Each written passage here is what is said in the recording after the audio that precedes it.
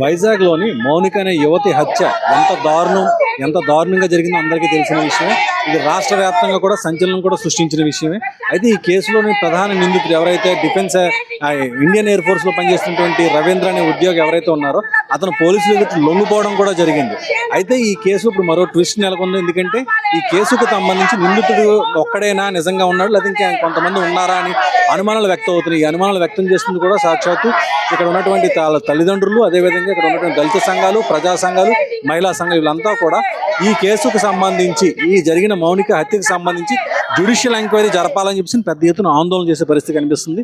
ఇప్పుడు ఈ విషయంపై ఇప్పుడు మౌనిక తల్లిని కూడా అడుగు చూద్దాం. అమ్మ, మీ అమ్మాయి హత్యకు సంబంధించి ఏమన్నా అనుమానాలు ఉన్నాయా? సార్ మాకైతే మా పాప వెరీ గుడ్ సార్, చాలా మంచి అమ్మాయి సార్. నిందితుడు రవీంద్ర లొంగిపోయాడు ఇప్పటికే, కానీ నిందితుడు అతనైనా ఇంకా ఎంతమంది ఉంటారని మీరు అనుమానిస్తున్నారా ఏంటి? మాకైతే ఏమీ తెలియదు సార్. ఇందులో అసలుకి ఇలాగే ఇటువంటి ట్రీట్లు అన్నీ వస్తాయి, పిల్లలు నానా రకాలుగా అయిపోతుందని మాకు తెలియదు సార్. మా పిల్లకి న్యాయం చెయ్యండి. అతనిలోని ఉన్న క్రూరత్వాన్ని, మృగత్వాన్ని మొత్తం అంతా పోలీసులు బయటకు తీసి అతనికి శిక్ష పడేలా చెయ్యాలండి. మరొక ఆడపిల్లకి ఇలా జరగకూడదండి. మా బాధ ఇంకొకరికి రాకూడదండి. మేమేం చెప్పలేకపోతున్నాం సార్. పిల్ల కోసం మాకు మంచిగానే తెలుసు. మా వీధి మొత్తం అడగండి, బిడ్డ ఎలాగుంటుందో, ఎలా ప్రవర్తిస్తుందో. కానీ మా పిల్ల అలాంటిది కాదండి.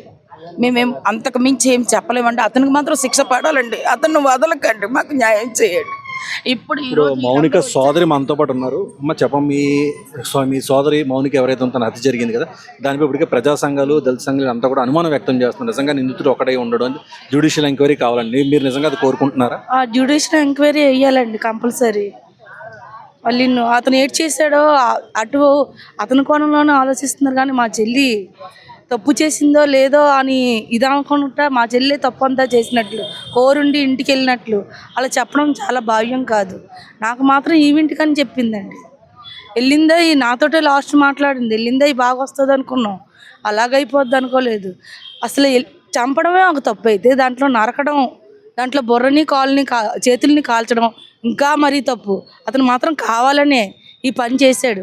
ఎప్పటి నుంచి పథకం మా చెల్లి మీద చంపడానికి అనుకున్నాడు, ప్లాన్ వేసుకున్నాడు. అప్పటికప్పుడు అవన్నీ చేయలేదు కదండి. కంగారులో ఒకవేళ చంపేస్తే లొంగిపోవాలి. చంపడం ఒకైతే, నరకడం, కాల్చడం అది చాలా ఎప్పటి నుంచో పకడ్బందీగా ప్లాన్ వేసుకుని ఉంటాడండి. ఇది కుటుంబ సంబంధం నుంచి వస్తున్నటువంటి వర్షన్. అలాగే ఇప్పుడు మనతో పాటు ప్రజా సంఘాల నేతలు ఉన్నారు. మీరు చెప్పండి, ఒక దళిత సంఘ నాయకుడిగా మీరు అసలు దీంట్లో ఎందుకు జ్యుడిషియల్ ఎంక్వైరీ కోరుతున్నారు? పోలీసుల మీద నమ్మకం లేకండి, పోలీసు వ్యవస్థ మీద నమ్మకం లేక. ఆయేష కేసు చూడండి ఒకసారి, ఏమైంది, ఎన్ని సంవత్సరాలు పెట్టింది, ఎన్ని టెస్టులు చేశారు. పోలీసు సంస్థకి మీద గౌరవం ఉండాలి. ఆ గౌరవం ఎందుకు పోయింది? ఎన్నో జరుగుతూ ఉన్నాయి. ఆ జరిగే అండర్లో ముద్ద ఎవడైతే దుర్మార్గంగా మహిళల మీద దాడి చేసి అత్యాచారేసి ముక్కలు చేసి, ఇది మొదటిసారి కాదు కదండి, గతంలో జరిగాయి, ఇప్పుడు జరుగుతున్నాయి. రేపు జరగకుండా ఆపోవాల్సిన బాధ్యత ఎవరిది? ప్రభుత్వానికి. ప్రభుత్వం అంటే ఎవరు? పోలీసు. ఎక్కడ జరుగుతూ ఉంది? ఇంకా ఇప్పుడు అమ్మాయి మీద ప్రచారం జరుగుతుంది తప్ప వాడు నేరస్తుడు, తప్పు చేశాడంటే నేరస్తుడు అంటలేదు. వాడు అమ్మాయి ఇలా చేసింది కాబట్టి డబ్బులు అడిగిందంటే, ఇంకోటి అడిగిందంటే నువ్వు ఇవ్వవయ్యా, నువ్వు కంప్లైంట్ ఇవ్వయ్యా, నువ్వు ఇవ్వకుండా నువ్వు తీసుకెళ్ళి పథకం ప్రకారంగా నీకు ఎంత వెనకాతలు దన్నుంటే ఒక దళిత మహిళ ఒక అమ్మాయిని ఇంట్లో పిలిచి ఆవిడకి చంపి ముక్కలు చేసి బయటికి తీసుకెళ్ళి కాల్చావంటే నీ వెనకాల ఉన్న బ్యాక్గ్రౌండ్ ఏంటి? అంటే నీకు ధైర్యం ఉంది. ఆ ధైర్యం అంటే పోలీస్ ఎంక్వైరీ చేయాలి కదండి. చేయకుండా అమ్మాయి తప్పు చేసిందని అమ్మాయి మీద తోయడం ఏంటి? ఇదే విషయాన్ని అదే కుర్రవాడు ఒక దళితుడే ఉండి అమ్మాయి ఒక అగ్రవర్ణ అయితే పోలీస్ ఏం చేస్తుంది? ఎన్కౌంటర్ చేస్తుంది. అలా మనం చూడలేదా? ఇప్పుడు ఎందుకు చేసింది? పోలీస్ కస్టడీకి ఎందుకు తీసుకోలేదు? ఇవన్నీ అనుమానం ఉన్నాయి కాబట్టి మేము జ్యుడిషియల్ ఎంక్వైరీ అడుగుతున్నాం. ఇదే అంశంపై న్యాయ నిపుణులు అడిగి తెలుసుకుని, సార్ మీరు న్యాయ నిపుణులుగా ఈ కేసుని మీరు ఏ విధంగా చూస్తారు? పోలీసుల దర్యాప్తు ఏ విధంగా ఉంటుంది అనుకుంటున్నారు? నేను పివి గిరిధర్ న్యాయవాదిని మాట్లాడుతున్నానండి. ఇప్పుడు ఇందులో ముఖ్యంగా గమనించవలసిన విషయం ఏంటంటే, మీడియాలో పోలీసులు ఎలాంటి విషయాలు మాట్లాడాలి, ఒక నేరం గురించి ఎలాంటి విషయాలు మాట్లాడకూడదు అనేటువంటిది కాస్త గమనించుకొని, ప్రెస్ లా ఏంటనేటువంటి తెలుసుకొని పోలీసులు మాట్లాడితే మర్యాదగా ఉంటుంది. ఎందుకంటే ఇప్పుడు ఏదైతే ఒక కన్ఫెషనల్ స్టేట్మెంట్ లాంటిది పోలీసులే డైరెక్ట్గా మీడియా ముందు చెప్పవలసి వస్తున్నదో, వాళ్ళు అలా చెప్పినప్పుడు రేపు పొద్దున అదే పోలీస్ ఆఫీసర్ని తీసుకొని వెళ్ళి మేము కోర్టులోని సాక్షిగా నిలబెట్టవలసి వస్తుంది. అప్పుడు సాక్షిగా ఇదే పోలీస్ ఆఫీసర్ వచ్చి ఆన్సర్ చేస్తారా, లేకపోతే ఒక ఐఓ వచ్చి ఆన్సర్ చేస్తారా? రెండోది, ముఖ్యంగా పోలీసు శాఖ అంతా కూడా ముఖ్యమైనటువంటి స్టెప్స్ కొన్ని ప్రొసీజరల్ ఆస్పెక్ట్స్ ఏవైతే ఉంటాయో ఆ ప్రొసీజరల్ ఆస్పెక్ట్స్ని స్కిప్ చేస్తున్నారు. ఎందుకు స్కిప్ చేస్తారు? తెలియక, ప్రొసీజర్ తెలియక కాదు.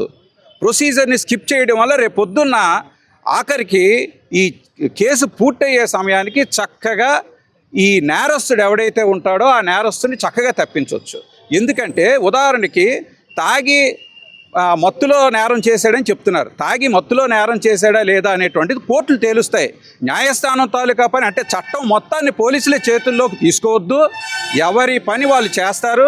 న్యాయవాదుల పని న్యాయవాదులు చేస్తారు, అలాగే న్యాయస్థానం పని న్యాయస్థానం చేస్తుంది, పోలీసుల పని పోలీసులు చేయాలి. ఇప్పుడు ఈ విషయానికి వస్తే ప్రస్తుతం జరిగిన మర్డర్ చాలా కోల్డ్ బ్లడెడ్ మర్డర్. ఇలాంటి మర్డర్లో ప్రొసీజర్ ఏంటనేది మనం క్లియర్గా గమనించాలి. ఏమండి అసలు ఇంక్వెస్ట్ ఏదండి?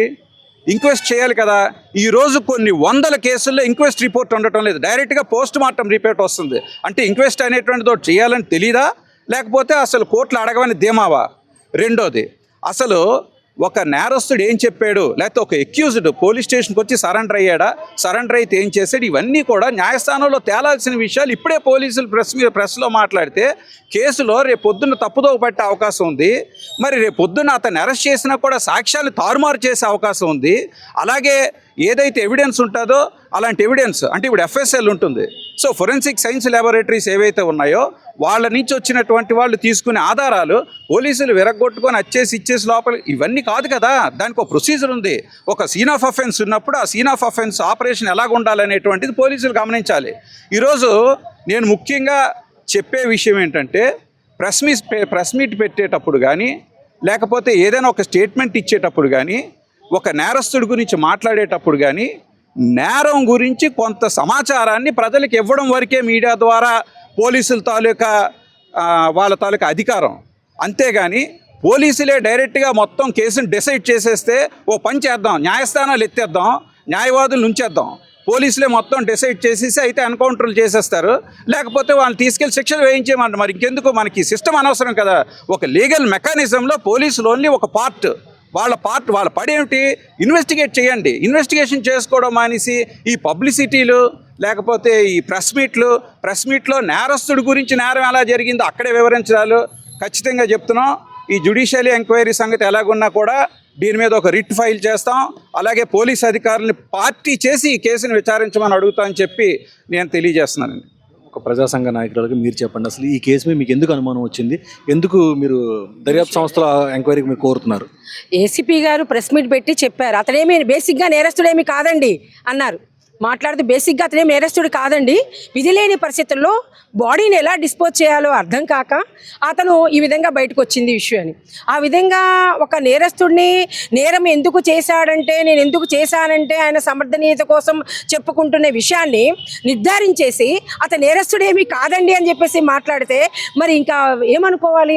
నేరం చేసిన వాడు ఇంత అత్యంత హేయమైన నేరం, రేరెస్ట్ రేర్ కేసుల్లో జరుగుతున్న ఇది మన ఇట్లాంటి వాటిని చూడము. ఇట్లాగా చంపడము, నరకటము, కాల్చడము ఇలాంటివి అనేక కేసులు జరిగినప్పుడు దీని పట్ల ఒక పోలీస్ అధికారి, ఇన్వెస్టిగేషన్ అధికారి ప్రెస్ మీట్ పెట్టి బేసిక్గా అతనే నేరస్తుడేమి కాదండి అని ఒక టోన్తో మాట్లాడటం అంటే ఈరోజు ప్రజానీకానికి ఒక అనుమానం రాదా, భయం రాదా?